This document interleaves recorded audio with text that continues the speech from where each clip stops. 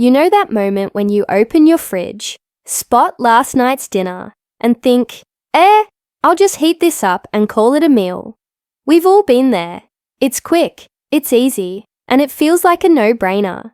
Whether it's a bowl of leftover chili or some scrambled eggs from breakfast, reheating seems like the practical choice. But here's something we don't talk about enough, especially if you're in your 60s or beyond. As we age, our bodies change. The way we digest food, absorb nutrients, and even handle inflammation shifts. Some leftovers, when reheated, can quietly sap your energy, mess with your digestion, or even make your joints ache and your mind feel foggy. It's not dramatic at first, but over time, it adds up. You deserve to know which foods are worth reheating and which ones you should stop warming up altogether. In this video, I'm going to walk you through 6 everyday foods, 3 that actually get better for your body when reheated the right way, and 3 others that you might want to rethink. Starting today, this isn't about scaring you or making rigid rules. It's about giving your body the respect it's earned after all these years. And stick with me, because at the end, I'll share one sneaky food that seems innocent but could be quietly zapping your strength and clouding your focus every time you reheat it. If you're learning something new or just vibing with this, drop a quick comment below. Just type, "I'm here," or share your thoughts. And if you want more tips like this, hit that subscribe button so we can keep this conversation going. Let's dive in with a breakfast classic that's way more powerful than you might think: the power of reheated oatmeal. Let's start with something cozy and familiar: a bowl of oatmeal.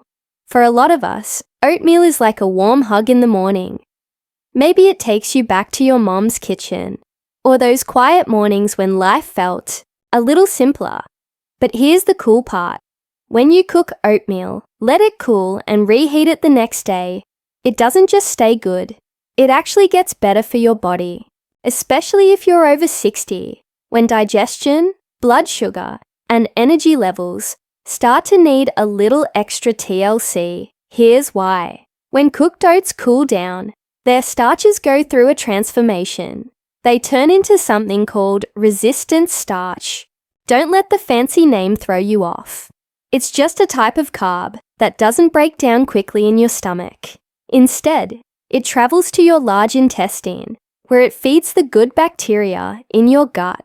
Those bacteria are like your body's secret maintenance crew. They help keep your digestion smooth, reduce inflammation, and even give your immune system a boost. These things matter more as we age, when our gut health can start to wobble. And here's the kicker. When you gently reheat that oatmeal, the resistant starch sticks around. You don't lose those benefits. Plus, because it digests slowly, it keeps your blood sugar steady. No mid-morning crashes or hunger pangs for those of us in our 60s or 70s. When blood sugar can be a bit of a roller coaster, that's a game changer. You feel energized, not sluggish, and you're less likely to reach for that extra coffee or sugary snack. Oatmeal's got another trick up its sleeve too. It's packed with beta-glucan, a type of fiber that's been shown to lower bad cholesterol, LDL. So that warm bowl isn't just filling you up, it's looking out for your heart. I had a neighbor, Susan, who's 71. She used to skip breakfast or just grab a bagel, but she started making a big batch of oatmeal on Sundays. She'd store it in the fridge, reheat a portion each morning with some blueberries and a sprinkle of almonds.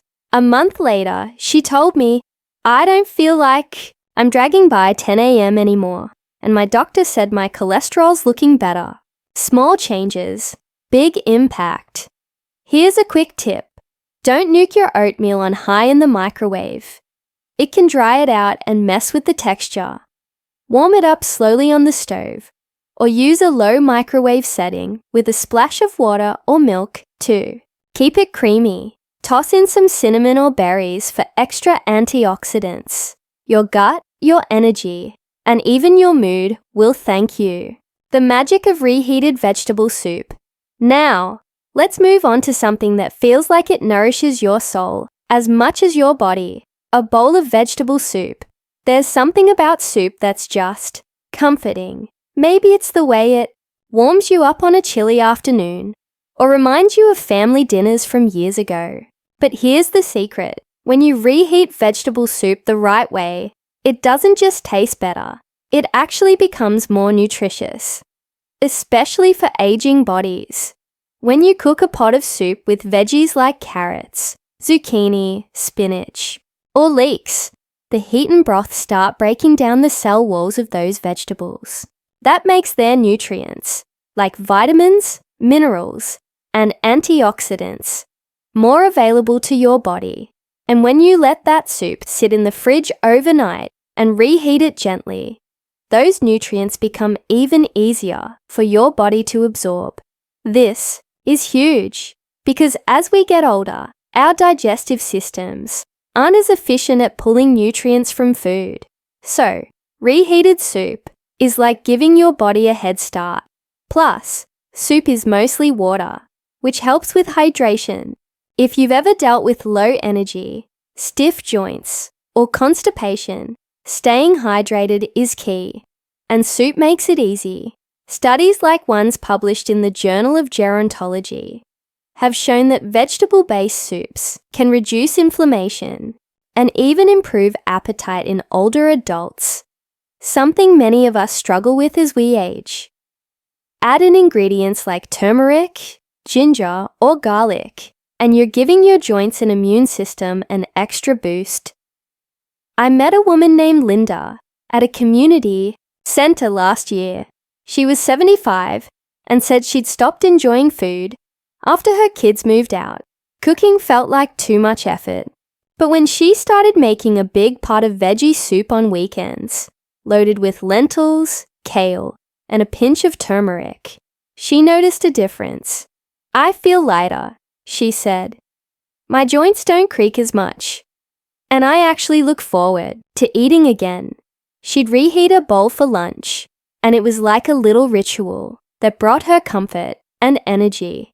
A quick tip: store your soup in glass containers, not plastic, to avoid any chemical leaching when you reheat. And don't boil it like crazy. A gentle simmer on the stove or low microwave setting is all you need.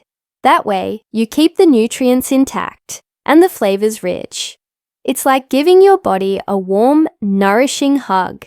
The quiet strength of brown rice. Next up, let's talk about a food that's often overlooked, but packs a serious punch for your health. Brown rice. It's not glamorous, and it's not the star of the plate, but when you cook, cool, and reheat brown rice the right way, it becomes a powerhouse for your energy, heart, and even your muscles. Unlike white rice, brown rice keeps its outer layers, the bran and germ, where all the good stuff lives. We're talking fiber, B vitamins, magnesium, and selenium. These nutrients are like fuel for your body, especially as you age. Magnesium, for example, helps with nerve function, blood pressure, Dolores, and those annoying leg cramps that wake you up at night. Brown rice is loaded with it. But here's where it gets interesting. Just like oatmeal, brown rice develops resistant starch when it cools after cooking. This type of starch acts like a prebiotic, feeding the good bacteria in your gut. That means better digestion, less inflammation, and a stronger immune system. All things that matter more as we get older. And when you gently reheat brown rice, that resistant starch stays put. So you're still getting those benefits. I had a friend, Mark, who's 70. He used to live off white bread and pasta because it was quick, but he always felt tired after meals. I suggested he try brown rice instead, making a batch to reheat with some beans or veggies during the week. He was skeptical, thought it sounded boring, but after a few weeks he said, "I don't know what it is, but I feel more even, not so up and down." That's the magic of brown rice. It keeps your blood sugar steady, which is huge if you're dealing with diabetes or insulin resistance. No spikes, no crashes, just steady energy. Here's how to do it right. Don't blast it in the microwave. Add a splash of water, cover it, and warm it gently on the stove or a low microwave setting. Mix in some soft veggies or a drizzle of olive oil for extra flavor and nutrition. It's simple, but it's like a quiet little gift to your body. The trouble with reheated mushrooms. Now, let's switch gears and talk about foods that don't play nice when you reheat them, starting with mushrooms. I know, mushrooms are awesome. Earthy, low calorie, and full of antioxidants. Freshly cooked, they're a fantastic choice for seniors because they're easy to digest and add variety to meals. But here's the catch. Reheated mushrooms can cause more trouble than they're worth, especially for older adults. When you cook mushrooms, their complex proteins break down into a form your body can handle. But when you cool and reheat them, especially with high heat or in the microwave, those proteins change again. They become harder for your aging digestive system to process, which can lead to bloating, gas, or even nausea. If your digestion isn't as strong as it used to be, that's a recipe for discomfort. There's another issue: bacteria. Mushrooms are like little sponges, soaking up moisture and potentially harboring bacteria, like listeria, if they're not stored properly. Even if they look and smell fine, reheating might not kill all the bacteria, which can lead to stomach issues or worse, especially since our immune systems weaken with age. I heard about a guy named Paul, 68, who loved his mushroom stir-fry. He'd reheat leftovers for lunch the next day and kept feeling queasy afterward. He thought it was just his stomach acting up, but when he stopped reheating mushrooms, the problem disappeared. Plus, reheating mushrooms zaps their nutritional value. Those antioxidants that protect your cells, they break down when heated a second time, so you're not even getting the full benefits anymore. My advice: cook just enough mushrooms for one meal and enjoy them fresh. If you've got leftovers, eat them cold in a salad or sandwich. It's a small change that can save you a lot of grief. Why you should skip reheating eggs. Next up, eggs, a breakfast staple for so many of us. They're affordable, packed with protein, and loaded with brain-boosting choline and bone-supporting vitamin D. Freshly cooked eggs are fantastic for seniors, but reheating them? That's where things get dicey. When you cook eggs, their proteins unfold into a digestible form. But when you cool and reheat them, especially in a microwave or with high heat, those proteins harden and restructure. For older adults with slower digestion, this can lead to bloating or that heavy, sluggish feeling. But the real problem is, what happens to the fats in eggs, especially if they're cooked in oil or butter? Reheating causes those fats to oxidize, creating compounds that trigger inflammation. Over time, this can stress your arteries and increase your risk of heart issues, especially if you've got high cholesterol or blood pressure. I knew a woman named Diane, 73, who loved reheating her scrambled eggs for a quick lunch. She started noticing heartburn and afternoon fatigue, and her doctor couldn't pinpoint why. When she stopped reheating eggs and stuck to fresh ones, she felt like a new person. I had no idea eggs could do that, she said. It's those little habits that sneak up on you. Microwaves can make things worse by heating unevenly, leaving some parts overcooked and others undercooked. A perfect setup for bacterial growth or digestive issues. So, eat your eggs fresh, poached, soft-boiled, or lightly scrambled. If you've got leftovers, like a quiche, try eating them cold or skip them altogether. The hidden risks of reheated white potatoes. Finally, let's talk about white potatoes. A comfort food that's hard to resist, whether it's mashed potatoes, roasted wedges, or fries. They're tied to memories of family dinners and good times. But for seniors, reheating white potatoes can do more harm than good, and the effects can creep up slowly. White potatoes have a high glycemic index, meaning they turn into sugar quickly in your bloodstream. Even when freshly cooked, they can spike your blood sugar.